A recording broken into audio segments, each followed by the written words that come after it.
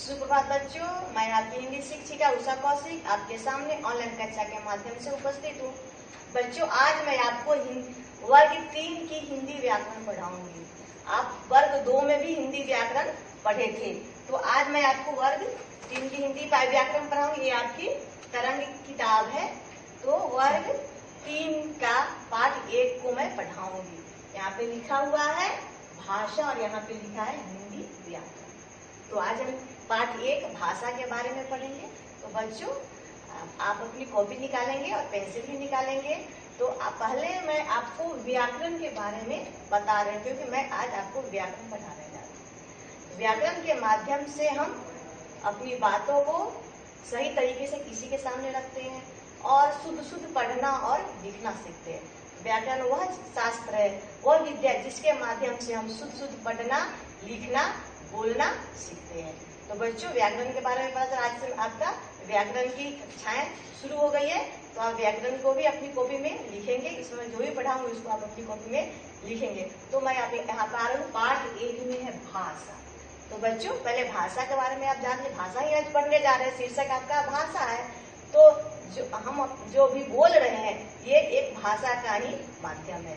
आप सुन रहे हैं, मैं बोल रही हूँ, ये भाषा का माध्यम है। भाषा वह चीज है जिसके माध्यम से हम अपने मन के भाव विचारों को दूसरों के सामने प्रकट करते हैं। तो भाषा के माध्यम से हम अपने मन के भाव विचारों को दूसरों को बताते हैं और दूसरे के भाव विचारों को हम सुन करके समझते हैं, वही भाषा। फिर मैं आपको परिभाषा बता रही हूँ। क्या लिखा है?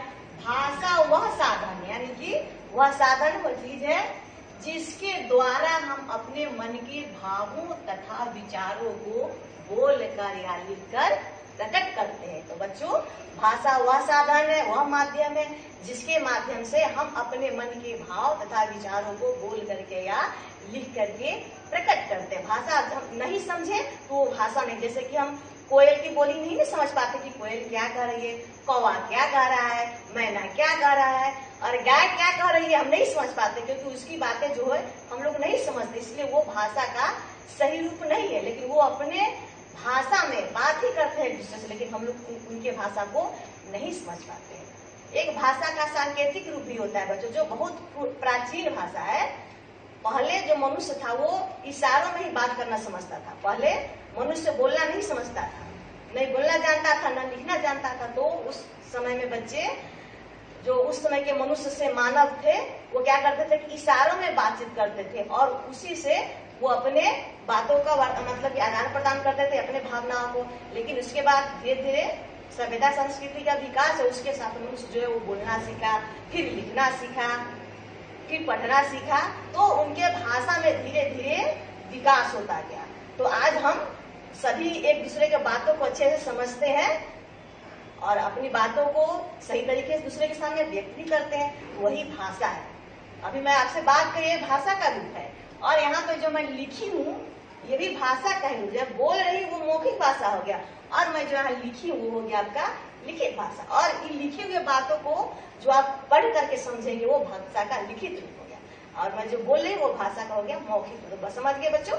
मौखिक और लिखित रूप। भाषा के 2 रूप होते हैं, मौखिक और लिखित। और भाषा क्या है? हम अपने मन के विचारों को दूसरे के सामने रखते हैं और दूसरे के भाव विचारों को हम समझते हैं, वही हो गया आपका भाषा। तो यहाँ भाषा के 2 रूप है। कौन कौन है? मौखिक और लिखित।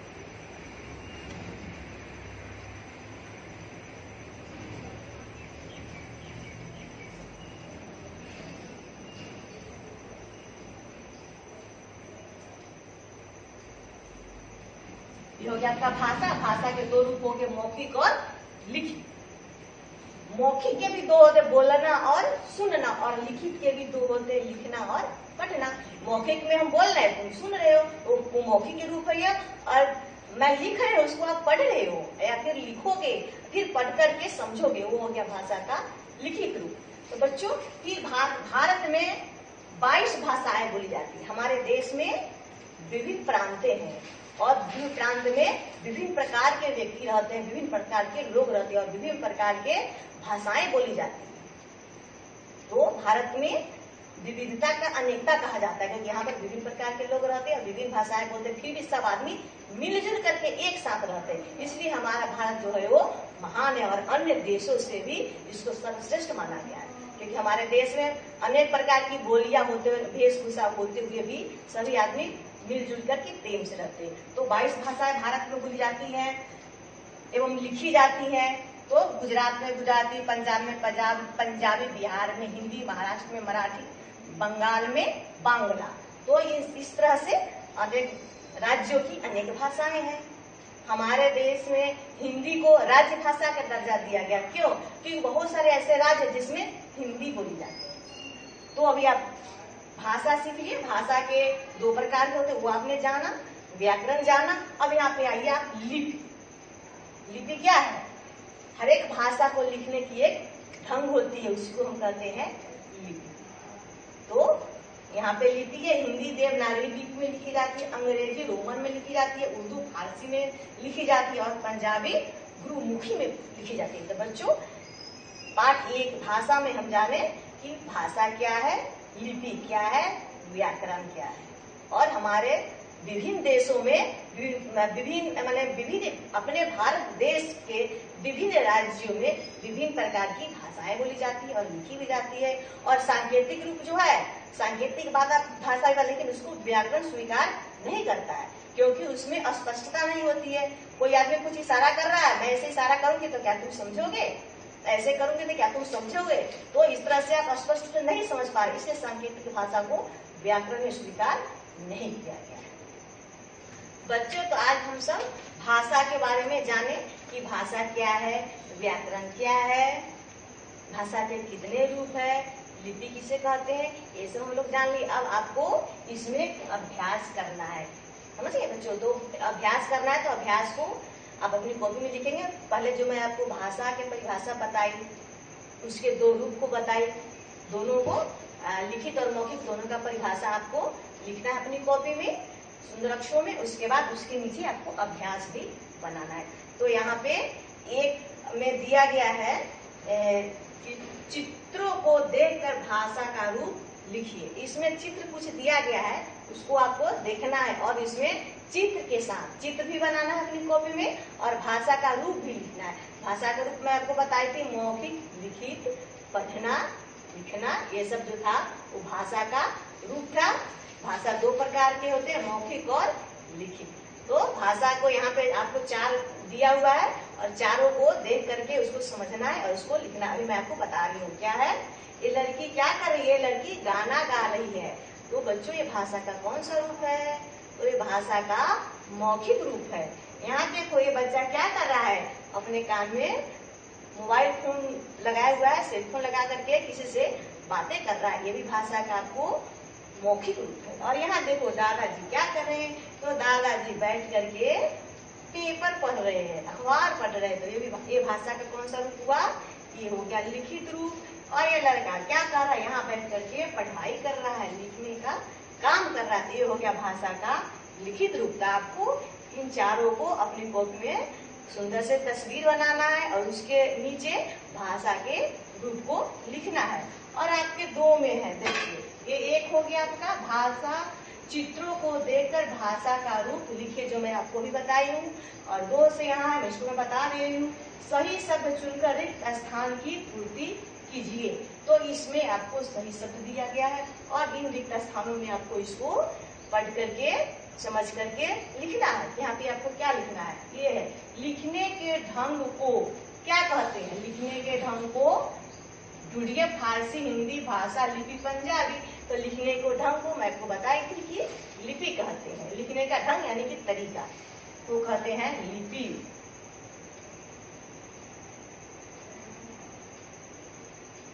लिपि कहते हैं। मन के भावों को डैश के द्वारा प्रकट की जाती है। किसके द्वारा प्रकट की जाती है? हम अपने भावों को, मन के बातों को कैसे बताते हैं? किसी को कैसे बताते हैं कि हम आपकी बातों को समझे और आप मेरी बातों को समझो। तो ये माध्यम है भाषा। अगर भाषा नहीं आएगा तो हम किसी का बात नहीं समझ पाएंगे, इशारे में बात करेंगे तो नहीं समझेंगे। तो यहाँ पे मैं लिखूंगी आपको भाषा।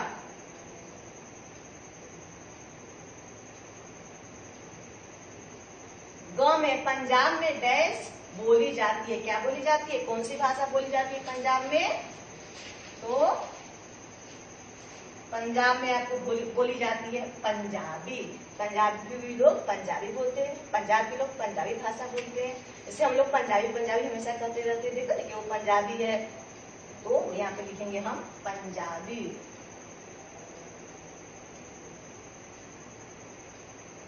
आगे भारत की राजभाषा डैश है। भारत की राजभाषा क्या है? मैं बताई थी कि भारत में बहुत से राज्यों में हिंदी भाषा बोली जाती है, बहुत सारे राज्यों में हिंदी भाषी लोग रहते हैं, इसलिए भारत की राजभाषा है हिंदी।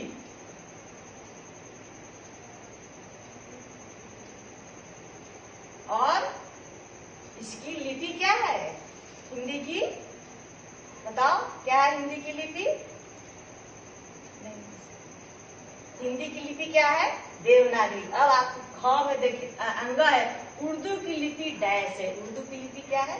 यहाँ देखिए फारसी, हिंदी भाषा, लिपि पंजाबी। आपको इसको मैं लिख दी, भाषा लिखा गया, लिपि लिखा गया, पंजाबी लिखा गया।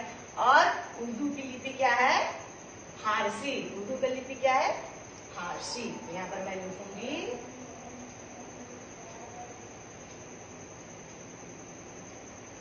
हो गया आपका। सही शब्द चुन करके रिक्त स्थान को पूरे करो।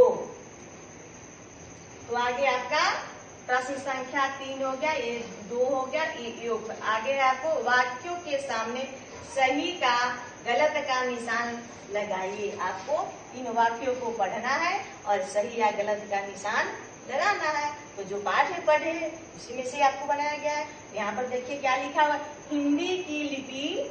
हिंदी की लिपि जो है वो क्या है? हिंदी की लिपि जो है वो क्या है? देवनागरी है। यह भाषा का एक ही रूप है। क्या भाषा का एक रूप है? हम एक ही रूप में भाषा में बातचीत करते हैं? नहीं, भाषा का एक रूप नहीं है, भाषा के 2 रूप है। तो यहाँ पर लिखेंगे भाषा का एक ही रूप। ये हो गया आपका गलत, क्योंकि भाषा के 2 रूप होते हैं, एक रूप नहीं होते। आगे 14 सितंबर को हिंदी दिवस मनाया जाता है। तो 14 सितंबर को हिंदी दिवस मनाया जाता है। ये सही है कि गलत है? अगर 14 दिसंबर होता तो सही होता कि गलत होता? बताओ। तो वो गलत हो जाता, 14 दिसंबर गलत हो जाता है। यहाँ पर लिखा है 14 सितंबर को हिंदी दिवस मनाया जाता है, तो ये सही है। यहाँ पे हम सही का टिक करेंगे। और यहाँ घ में भाषा के सांकेतिक रूप को व्याकरण में स्वीकार नहीं किया जाता है। मैं आपको पढ़ाई भी थी कि भाषा के सांकेतिक रूप को व्याकरण में स्वीकार नहीं किया जाता, क्योंकि हम अगर संकेत के माध्यम से बातें करेंगे तो आप मेरी बातों को नहीं समझोगे, और आप अगर अपनी बात कहोगे तो मैं आपकी बातों को नहीं समझूंगी। सांकेतिक रूप कहीं कहीं बताया जाता है, जहाँ सड़क पर जब गाड़ी चलती रहती है तो रेड लाइट, ग्रीन लाइट, ये सब जो बताया जाता है वो सांकेतिक रूप, वहाँ पे इसका इस्तेमाल किया जाता है। तो यहाँ पे व्याकरण में इसको स्वीकार नहीं किया गया। तो मैं यहाँ पे आपको टिक लगाना है कि व्याकरण ये सही है। यहाँ पे होगा आपका सही का टिक, क्योंकि व्याकरण में इसको स्वीकार नहीं किया गया है। आपको अंग है यहाँ पर, अंग्रेजी की लिपि रोमन है। अंग्रेजी की लिपि क्या है? रोमन। अंग्रेजी जो है वो रोमन भाषा में लिखी जाती है। तो ये क्या है? सही। तो हाँ, उसको सही का टिक मारेंगे। तो बच्चों आपका पाठ 1 बात भाषा की भाषा और व्याकरण, हिंदी की किताब में हम पढ़ते हैं बात भाषा की, वो भी व्याकरण का हिस्सा रहता है। और यहाँ से आपका आज से व्याकरण की कक्षाएं शुरू हुई। तो बच्चों इसको भी आप पढ़ेंगे और समझेंगे अपने बातों को कि मैं आपको क्या बताई हूँ। फिर मैं पार्ट 2 को लेकर के अगले वीडियोज में आपके सामने उपस्थित होंगी। तब तक के लिए धन्यवाद।